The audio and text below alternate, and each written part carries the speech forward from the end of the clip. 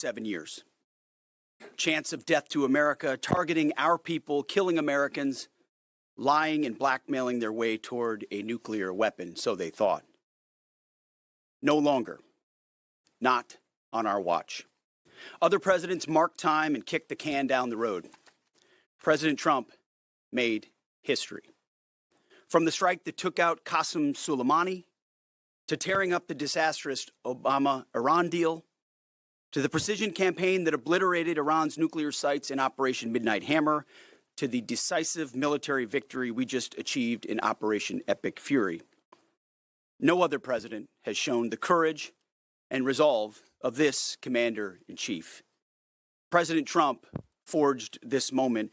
Iran begged for this ceasefire, and we all know it. As the President truth this morning, a big day for world peace. Iran wants it to happen. They've had enough. Operation Epic Fury was a historic and overwhelming victory on the battlefield. A capital V military victory. By any measure, Epic Fury decimated Iran's military and rendered it combat ineffective for years to come.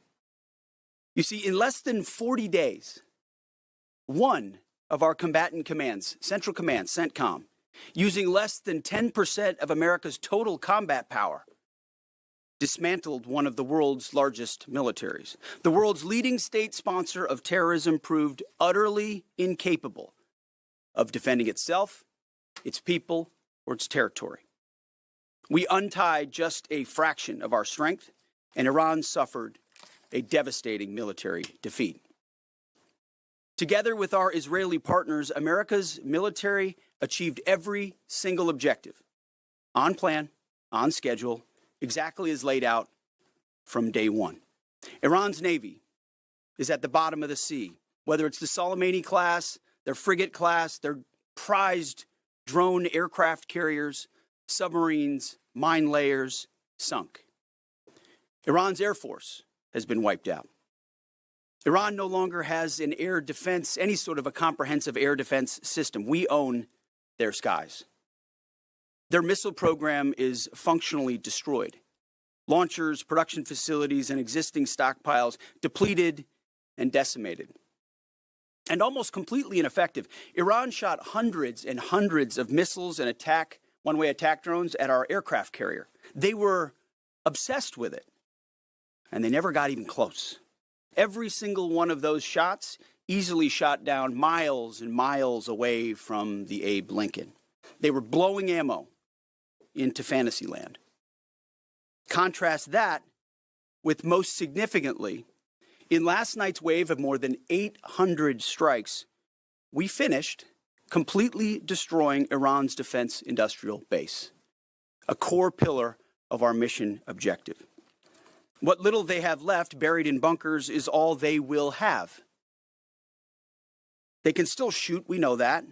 Their command and control is so decimated they can't really talk and coordinate, so they still may shoot here and there, but that would be very, very unwise. But they can no longer build missiles, build rockets, build launchers, or build UAVs. Their factories have been razed to the ground, set back in historic fashion. You see, had Iran refused our terms, the next targets would have been their power plants, their bridges, and oil and energy infrastructure, targets they could not defend and could not realistically rebuild. It would have taken them decades, and we were locked and loaded. They couldn't defend against it. President Trump had the power to cripple Iran's entire economy in minutes, but he chose mercy. He spared those targets because Iran accepted the ceasefire under overwhelming pressure. The new Iranian regime understood that a deal was far better than the fate that awaited them. This new regime just happened to look at what happened to their predecessors. Their top leadership was systematically eliminated. The previous Iranian supreme leader, dead. The Supreme National Security Council Secretary, dead. The Supreme Leader Office Advisor, dead. The Supreme Leader Military Office Chief, dead. The defense minister, no longer with us. The IRGC commander, dead. The Armed Forces General Staff commander, dead. The intelligence minister, dead. The IRGC Navy commander, no longer here. The IRGC intel chief, dead. I skipped over a bunch, and I could go on and on and on, to include the new so-called new supreme leader wounded and disfigured. This new regime was out of options and out of time, so they cut a deal. They know this agreement means that they will never, ever possess a nuclear weapon. Under the terms, any nuclear material they should have will be removed. Any material, they should not have will be removed. Right now, their dust is deeply buried and watched 24/7 overhead. The president has been clear from the beginning, there will be no Iranian nuclear weapons. Period. Full stop. Other presidents said it. President Trump did it. Operation Epic Fury. Less than 6 weeks, clear mission, decisive action, overwhelming firepower, America first, a historic battlefield victory. For decades, Iran killed Americans with roadside bombs in Iraq, using cowardly proxies to do their dirty work while they hid safely in Tehran. They struck our embassies with car bombs and attacked from the shadows, never daring to face us toe-to-toe. They thought they could bleed America with impunity. Well, they just learned the hard way what happens when you try to fight us directly. And even when they got lucky, one time in 40 days, and downed 2 of our pilots, they couldn't hold them. In a daring 14-hour rescue operation, 7 hours in daylight and 7 hours of night, both pilots were recovered safely. Not once, but twice. A daylight thunder run right up the middle of their country, boots on the ground. A midnight raid right up the middle of their country, boots on the ground. 0 American casualties. The Iranians humiliated and demoralized. We control their fate, not the other way around. That's why they came to the table.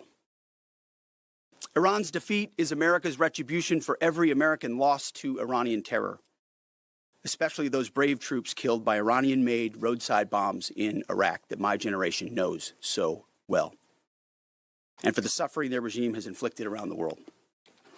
Now we have a chance at real peace and a real deal. The War Department, for now, has done its part. We stand ready in the background to ensure Iran upholds every reasonable term.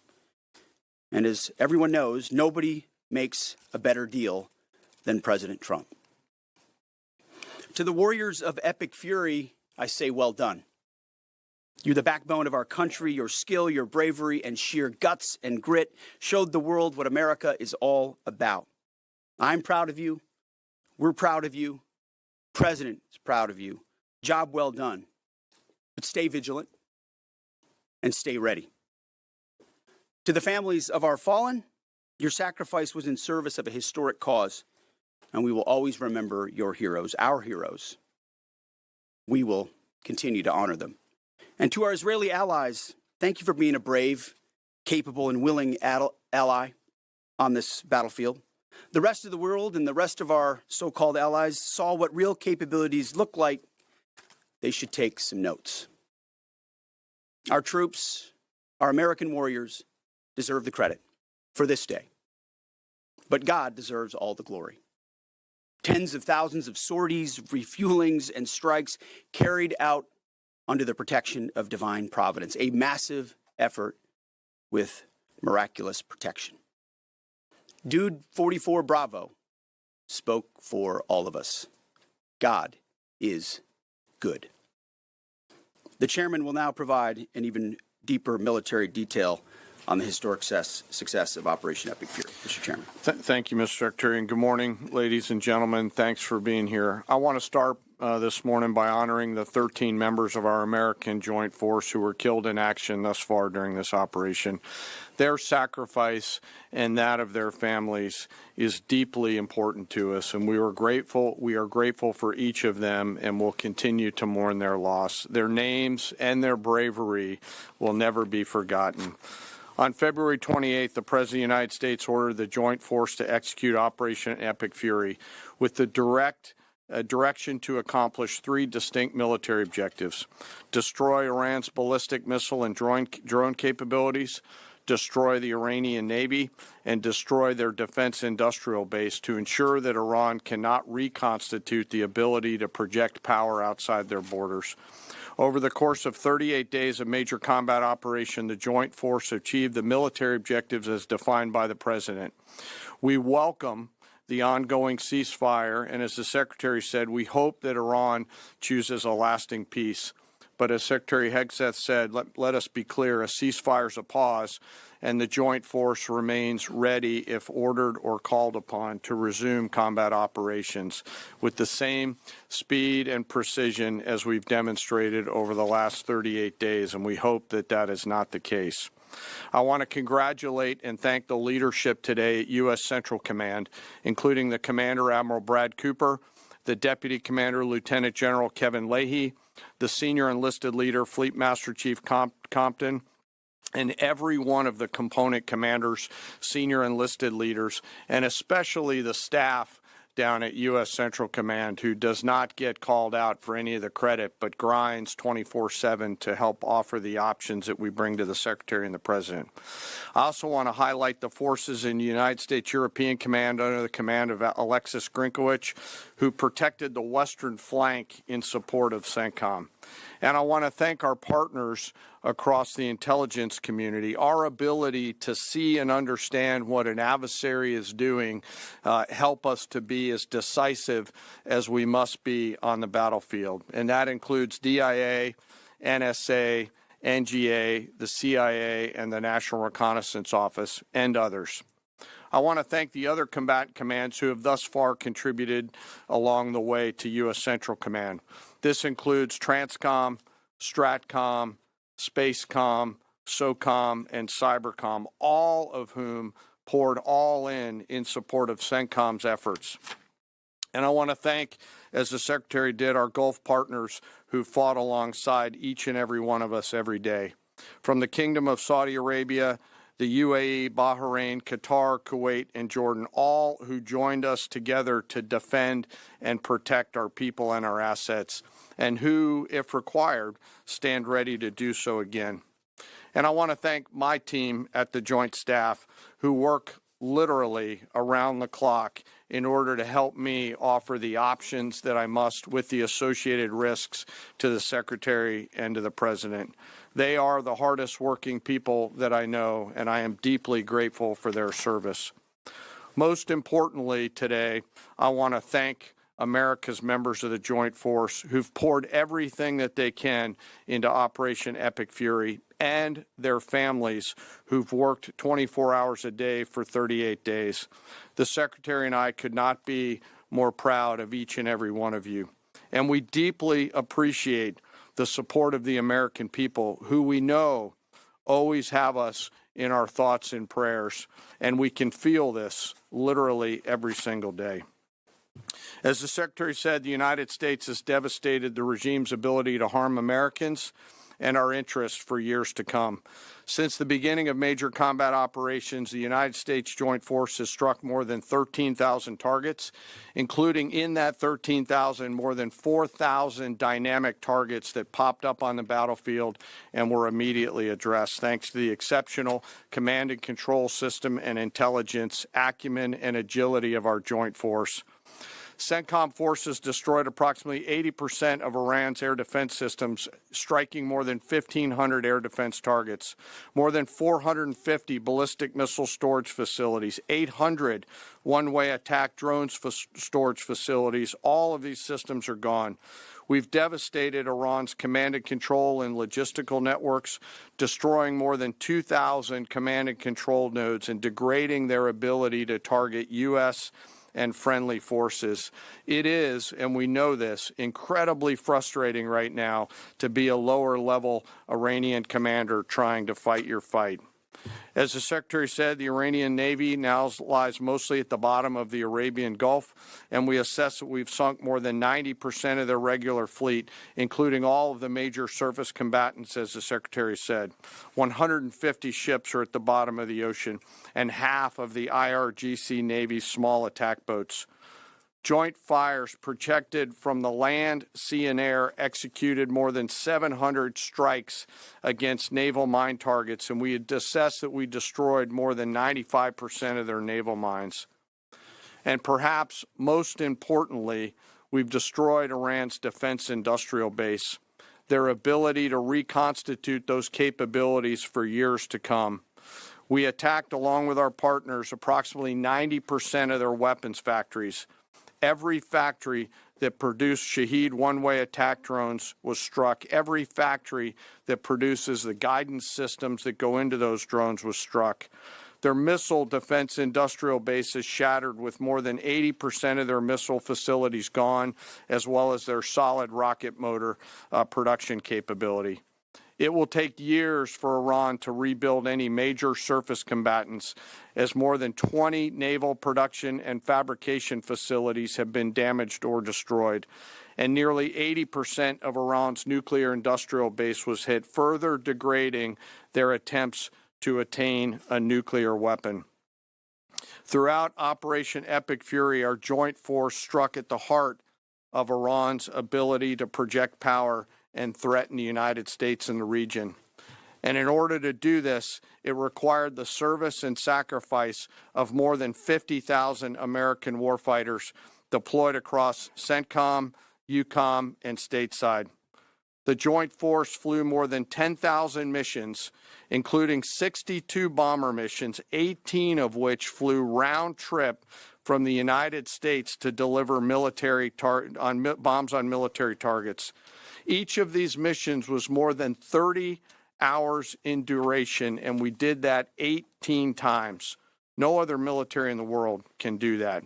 And it's a testament to the logistical force that quietly serves behind them. I cannot thank TRANSCOM and the Air Force Tanker and Mobility Force more. Combined with Army and Navy joint fires, we struck more than 13,000 targets. And along with our Gulf partners, we've thus far intercepted 1,700 ballistic missiles and one-way attack drones, defending our forces and our partners in the civilian population. And we remain ready to do so should the need arise. Along the way, we consume more than 6 million meals, and by my estimate, more than 950,000 gallons of coffee, 2 million energy drinks, and a lot of nicotine, but I am not saying that we have a problem. I've laid out the statistics, but it does not truly capture the nature of combat. This is gritty and unforgiving business. It's chaotic. It's hot, it's dark, it's unpredictable, and there's always unknowns. And our people proudly walked into those unknowns and continue forward. And through it all, the Joint Force has demonstrated the unwavering resolve that the nation demands of us. We are a mission-focused force, and our objectives always is to create the conditions for peace, and today we have, while be ready should that peace break, which we hope it is not. And we remain ready. Before I turn it back to the Secretary, I also want to quickly revisit the rescue of the Air Force fighter crew over the weekend. To give you an update, we've had, the Secretary and I have had the profound honor of speaking directly with many of the warfighters on that mission, from the downed crew that were picked up to those forces that went 'em got 'em. Hearing these stories firsthand has only deepened our appreciation for their tenacity, creativity, courage, and grit of the American Joint Force. This is a story that gets to the very heart and soul of who we are as a joint force, who we are as Americans. Selfless sacrifice in service of others. From the backseater, Dude 44 Bravo, whose pure and unadulterated joy at seeing those helicopters come into the valley to get his front seater in daylight because he knew the front seater did not have a jacket and was so filled with heart-leaping joy at his front seater getting picked up, to the nighttime folks that went in and then got him, to the tanker forces that did the things that they had to do to give their own gas away, to the support packages, to those that went into the desert landing site not once, not twice, but 3 times as we fought through multiple contingencies. This was and is a joint force that has the guts to try, that does not quit, and who each and every day does the things that we must to dare to win.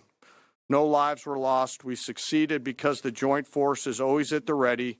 They trust each other, they trust their leaders, and they trust their training. And they remember first, foremost, and always that we do these things so that others may live, and we will never leave anyone behind.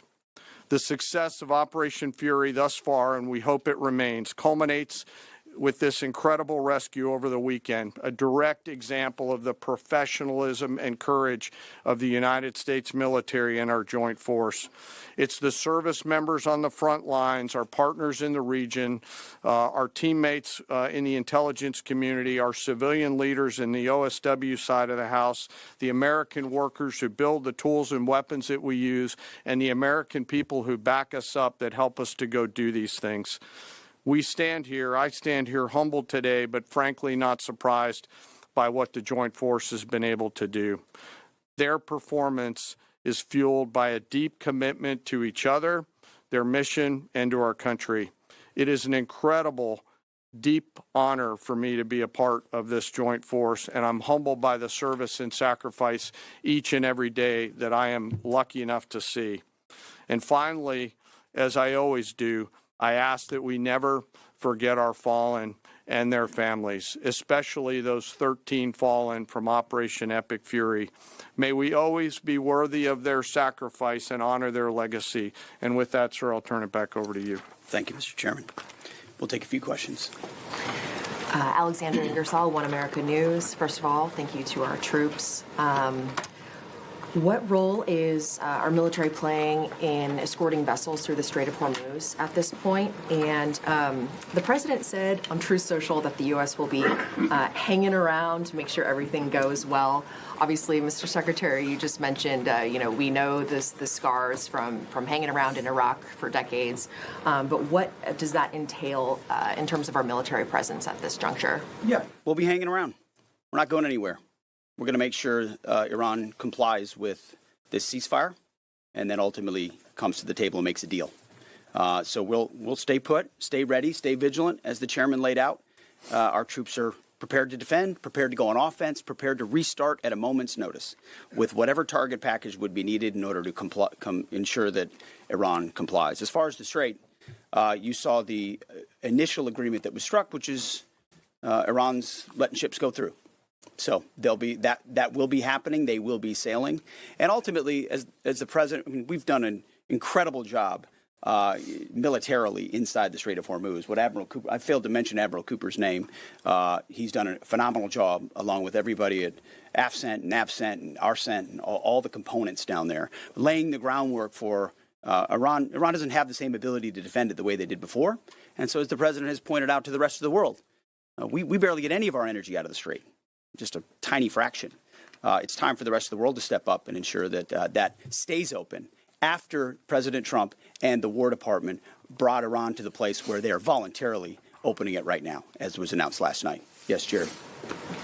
Thank you, Mr. Secretary, and thank you both for the update.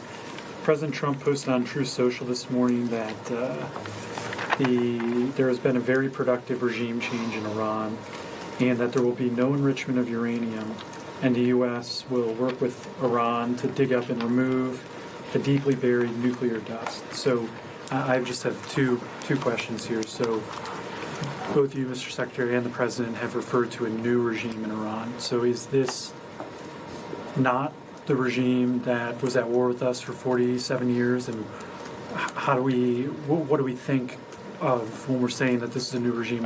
What are we thinking and what are we saying there? And then my second question is, with any future deal with Iran, is their handing over of all of their enriched uranium and they're promising not to enrich any future uranium a non-negotiable for the U.S.? Well, it's always been non-negotiable that they won't have nuclear capabilities. And so right now it's buried and we're watching it. We know exactly what they have, and they know that. And they will either give it to us, which the president has laid out. They'll give it to us voluntarily. We'll get it. We'll take it out. Or if we have to do something else ourselves, like we did in Midnight Hammer or something like that, we reserve that opportunity. But what's clear, what the new Iranian regime knows, is they'll never have a nuclear weapon or the capability to get a path to one. As far as the new regime, you heard the list that I read. It's a new group of people who've seen the full capability of the United States military and has a new calculus about what it means to negotiate with us, hence why they came to the table wanting a ceasefire and the shooting to stop. So this new regime, which the regime has been changed, has a different interaction with the U.S. Right here. Mr. Secretary, thank you. Of course. I was going in front right here. Thank you, Mr. Secretary and General Kane. Mary Margaret with the Daily Wire. 2 questions. Iran has said that safe passage through the Strait of Hormuz will be possible in coordination with Iran's armed forces and, quote, technical limitations. What do you believe that means? And then we've also heard reports that Iran has continued striking targets well into this morning. At what point are we beyond a grace period? Are we giving them a grace period? Is there a miscommunication there? What's going on with that? What we know is that Iran is going to say a lot of things. A lot of people are going to say a lot of things, claim a lot of things. What has been agreed to, what's been stated, is the strait is open. Our military is watching. I'm sure their military is watching, but commerce will flow. And that's what you saw the markets react to, is that reality. As far as shooting, that we were monitoring it last night in real time. Of course we are. Iran would be wise to find a way to get the carrier pigeon to their troops out in remote locations to know not to shoot any longer one-way attacks or missiles, because it takes time sometimes for ceasefires to take hold. We're watching it. We're prepared if necessary, but we hope and believe that it'll hold. Yes. Thank you, Secretary Hegseth. Sorry. Thank you. Excuse me. Why are you so rude? Just wait. I'm calling on people. Thank you, Secretary Hegseth. Yesterday in the President's Truth Social, he threatened to wipe out a civilization. That statement elicited a huge response in America.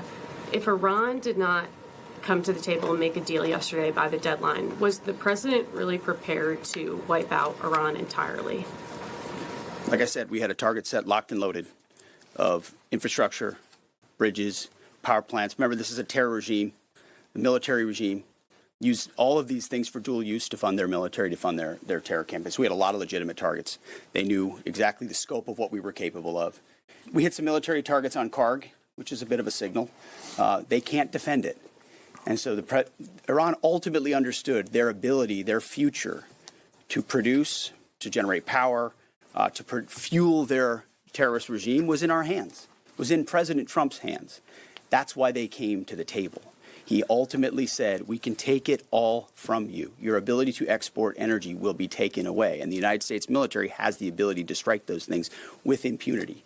That type of threat is what brought them to the place where they effectively said, hey, okay, we want to cut this deal. Yes, right here. Good morning, Mr. Secretary and Mr. Chairman. David Zier, Real America's Voice. During the ceasefire, what do we do when we see Iran rearming, regrouping, repositioning weapon systems and air defenses? And also, have we confirmed the specific model type of air defense or man pads that took down our F-15? And is it still a threat for our patrols? We're still working through the specific details around that particular shoot down. And the crews, when they normally return, go through a debriefing process along with the other members of that flight that were out there. And they'll go back as they always do, and forensically look at what are the tactical lessons learned. Did we sense or see something? Could we have done something different? We do that, as I mentioned in a prior press conference, every single time we take any loss like that, so that we become a quick learning organization. On the other part of your question around the movement of Iranian military forces, U.S. CENTCOM will continue to monitor that situation. They will continue to have a series of response options, and if need be, will come to the Secretary and to the President for guidance and be prepared to do the things that they're ordered to do so against valid military targets in accordance with the normal procedures that we have. I would just note, it's a good question. The more Iran moves forces, the more they emplace forces, the more easily targetable they are for us right now. Remember, we're able to look, we're able to see, we're able to sense. We know so if they try to preposition, they're just creating riper military targets for us to strike should they make the wrong decision at the table. Right here. Mr. Secretary, Louis Martinez with ABC News. First, a question to General Kane, sir. In your personal opinion, were the risks of the Strait of Hormuz being closed because of the conflict, were they mitigated early enough in part of the decision-making process to lead up to the decision to take action against Iran?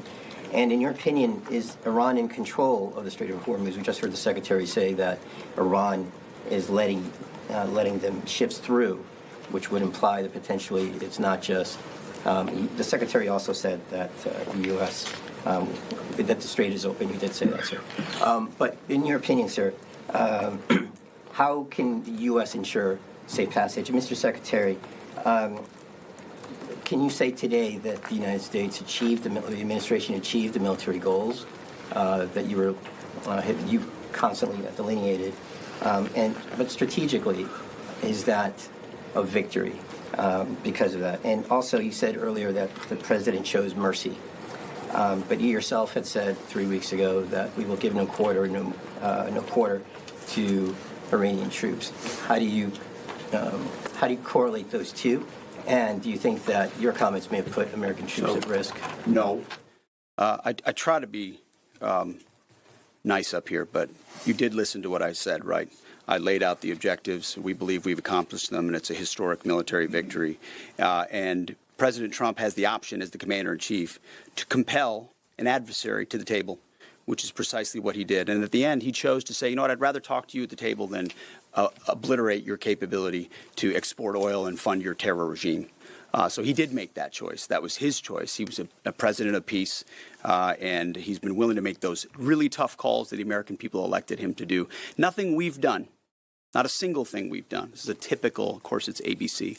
Not a single thing we've done has put an American troop in more of a harm's way.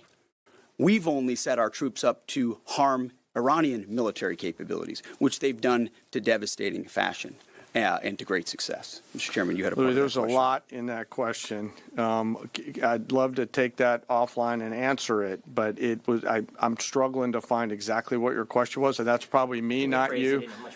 Okay, all right. Sorry about Mr. that. Chairman, it was an indictment framed as a question, so you're forgiven for not understanding. Go ahead, please. No, you've had your chance. Go ahead, sir. Thank you very much. I believe so, based on the Thank you very diplomatic much, Mr. negotiation. Secretary. I believe so. It is I always believe nice so. to see Yeah, you. sorry. Mr. Kurd or Rahim Rashidi from Kurdistan. I am representative Kurdistan TV and Kurdistan 24 today. I have two questions. Mr. Secretary, will your forces stay in the region and continue to defend and protect your allies and take the responsibility for their security? Second question is, as you mentioned many times, that you have full control of Iran airspace. Do you still have this control or not? Well, thank you for the question. The chairman mentioned the UAE and Bahrain and Qatar, Saudi Arabia, Kuwait, who have fought shoulder to shoulder with us, especially in defense of our facilities, of our people, of their facilities, and we appreciate that. So that coordination, of course, will continue. And then when it comes to the skies over Iran, I would point to Exhibit A and Exhibit B, 7 hours in the day, 7 hours at night. If any foreign adversary had attempted to do the same over our soil, they would have no ability to do so.